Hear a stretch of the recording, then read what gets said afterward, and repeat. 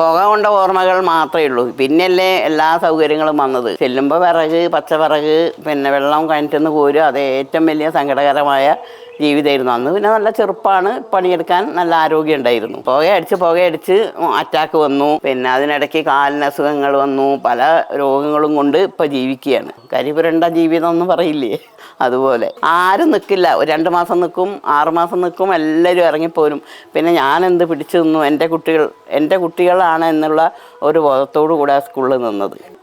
ചെറിയ കുട്ടികൾക്ക് 1 തൊട്ട് 7 ക്ലാസ് വരെ ഞങ്ങൾ കയറുമ്പോൾ ഭക്ഷണമുള്ളൂ. അന്ന് ഭയങ്കര ദാരിദ്ര്യ സമയമായിരുന്നു. അപ്പോൾ എല്ലാവരും പറയും, സർലേച്ചി ഞങ്ങൾക്ക് കുറച്ച് കഞ്ഞി എടുത്തു വെക്കണേ എന്ന് പറയും. അപ്പോൾ ബാക്കി ഉണ്ടെങ്കിൽ ഹൈസ്കൂളിലെ കുട്ടികൾക്ക് എടുത്തു വെച്ച് അവർക്ക് കൊടുക്കുമായിരുന്നു. അത് എൻ്റെ ഏറ്റവും വലിയൊരു സന്തോഷകരമായ ഇതാണ്. അവരിങ്ങനെ വിശന്ന് വരുമ്പോൾ എനിക്ക് കൊടുക്കാതിരിക്കാൻ പറ്റില്ല. അപ്പോൾ ഞങ്ങൾ എടുത്തു വെച്ച് മാറ്റി വെച്ച കുട്ടികളെ വിളിച്ചു കൊടുക്കും. അന്നത്തെ അവസരത്തിൽ കഞ്ഞി തീരെ കുട്ടികൾക്കില്ല, റേഷൻ കുറഞ്ഞ കുട്ടികൾക്കുള്ള റേഷനേ ഉള്ളൂ. അപ്പോൾ കുട്ടികൾ എല്ലാവരും കൂടെ ഒരു ബക്കറ്റ് എടുക്കും. എന്നിട്ട് അതിൽ കുറച്ച് കഞ്ഞിയിട്ട് ഒരു 10 കുട്ടികൾ ഒന്നിച്ചിരുന്ന് കഴിക്കും.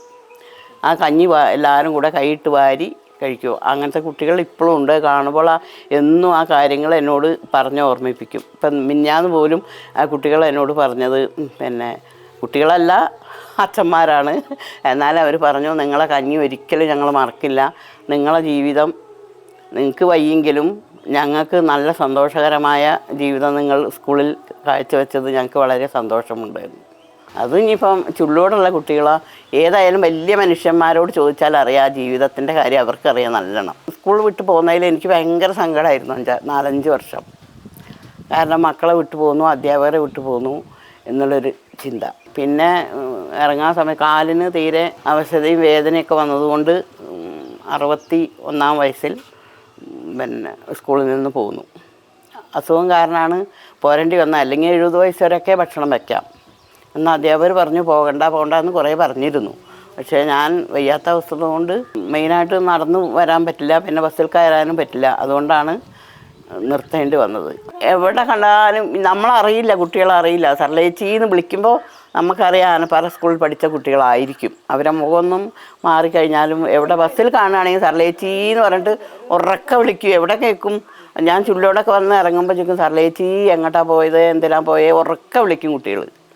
പക്ഷെ അവർക്ക് നമ്മളെ അറിയാം. എനിക്ക് ചിലപ്പോൾ അവരെ അറിയാൻ സാധ്യതയില്ല. അത് ഏറ്റവും വലിയ വിഷമമാണ്. സന്തോഷകരവുമാണ്. അവർ വിളിക്കുമ്പോൾ നമ്മളെ മനസ്സിനൊരു സന്തോഷം. അന്നൊക്കെ പൈസ കിട്ടാൻ വളരെ വിഷമമായിരുന്നു, ഗവൺമെൻറ്റിൽ നിന്ന് കിട്ടൂലായിരുന്നു. പിന്നെ അപ്പോൾ അധ്യാപകർ റോൾ ചെയ്ത് ഞങ്ങൾക്ക് തരും.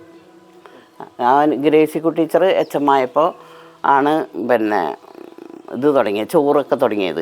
അതുവരെ കഞ്ഞിയും പയറും മാത്രമായിരുന്നു. പിന്നെ ചോറ്, സദ്യകളൊക്കെ തുടങ്ങി എല്ലാ ഭക്ഷണങ്ങളും ചെയ്ത്. ടീച്ചറും അങ്ങനെ തന്നെ നല്ല ഞങ്ങളെ ബുദ്ധിമുട്ടറിഞ്ഞ് ഞങ്ങളെ സഹായിക്കുകയായിരുന്നു. എന്ത് വേണമെന്ന് പറഞ്ഞാലും ടീച്ചർ നല്ല രീതിയിൽ, ഇപ്പോഴും ടീച്ചർ ഒരു 5-6 ദിവസം മുന്നേ കൂടെ എന്നെ വിളിച്ചു എല്ലാ കാര്യങ്ങളും ചോദിക്കുക, എന്തൊക്കെയാണോ വിഷമമുണ്ടോ, എന്തെങ്കിലും വിഷമമുണ്ടെങ്കിൽ പറയണം എന്നൊക്കെ എപ്പോഴും പറയും ടീച്ചർ. ഷെബീർക്കൊന്നും ഇഷ്ടമല്ലായിരുന്നു. കുട്ടികൾ 2 പേരും ആനപ്പാറ പഠിച്ചതാണ്. ഇവർ 2 പേരും, മക്കൾ 2 പേരും. അവർ പറയും, അമ്മ പറയണ പുകഴ്ത്തണമെന്ന്. ഞാൻ പറയും, എന്നെയൊക്കെ നല്ല സ്നേഹത്തിലാണ് ഇപ്പോഴും. അതെ, ഇപ്പോൾ ഇടയ്ക്കിടയ്ക്ക് വിളിക്കും. ആഴ്ചയിലോ 15 ദിവസം കൂടുമ്പോൾ ഒക്കെ ടീച്ചർ വിളിക്കും. സ്കൂളിൽ നിന്ന് ഇറങ്ങുന്നവരെ സന്തോഷകരമായ ജീവിതമായിരുന്നു. പക്ഷേ ഈ പെൻഷനൊന്നും ഒരു ഇതുമില്ലാത്തത് കൊണ്ട് ഞങ്ങൾക്ക് വളരെ വിഷമമുണ്ട്. ജീവിതത്തിൽ ഭയങ്കര വിഷമമുണ്ട്. കാരണം പ്രായക്കായി വരികയല്ലേ. അതുകൊണ്ട് എന്തെങ്കിലും കിട്ടുകയാണെങ്കിൽ ഞങ്ങൾക്കതൊരു അത്ര വിഷമം തോന്നില്ലായിരുന്നു. ഇതൊന്നുമില്ല, അത്ര കാലം 30 വർഷം ജോലി ചെയ്ത് വെറുതെ മടങ്ങേണ്ട ഒരു ഗതികേട് വന്നു, അത്രമാത്രം. അതിൽ ഭയങ്കര വിഷമമാണ്. ശമ്പളം കയറുമ്പോൾ 10 രൂപ, പിന്നെ 85-ൽ കയറി, പിന്നെ 10 രൂപയെ തരുള്ളൂ എന്ന് പറഞ്ഞിട്ടാണ് ഞങ്ങൾ കയറിയത്. ഡെയിലി 10 രൂപ. അങ്ങനെ 10 രൂപ എന്ന് പറഞ്ഞിട്ട് അവർ 2 മാസമേ ഞങ്ങൾക്ക് ആ 10 രൂപ തന്നുള്ളൂ. അന്ന് ഞാൻ മാത്രമേ കയറിയിട്ടുള്ളൂ.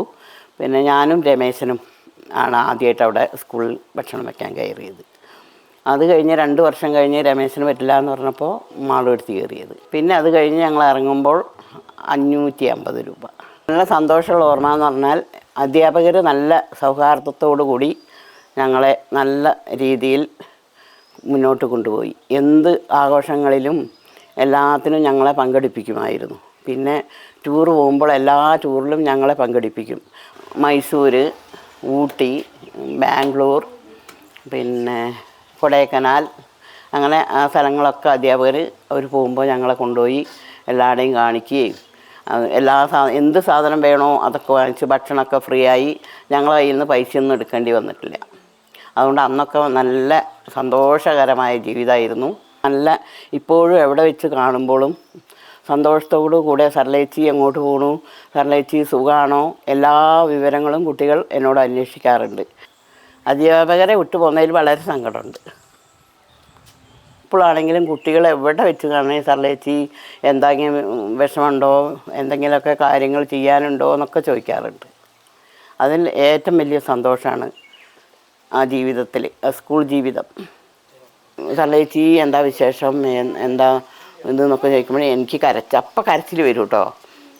എന്താ ഇങ്ങനെ ചോദിക്കുന്നതെന്ന് പറഞ്ഞാൽ കുട്ടികളെ എവിടുന്നേയും കാണുമ്പോൾ നമ്മളാ കൊടുത്ത ഭക്ഷണത്തിൻ്റെ ഒരു ഇതുകൊണ്ടാണല്ലോ നമ്മളോട് ചോദിക്കുന്നത്. അപ്പോൾ എനിക്ക് ആ കുട്ടികളെ കാണുമ്പോൾ എനിക്ക് ഭയങ്കര സങ്കടം വരിക. അപ്പോൾ എന്താ സർലേച്ചി എന്താ വിഷമം എന്നൊക്കെ ചോദിക്കുക. അപ്പോൾ ഞാൻ പറയും നിങ്ങൾ വിളിക്കുന്നതന്നെ എനിക്ക് അപ്പോഴേക്കും എനിക്ക് സങ്കടം വരും. എൻ്റെ സ്കൂൾ ജീവിതം ഞാൻ അങ്ങനെ ആയിരുന്നു എന്ന് പറയും.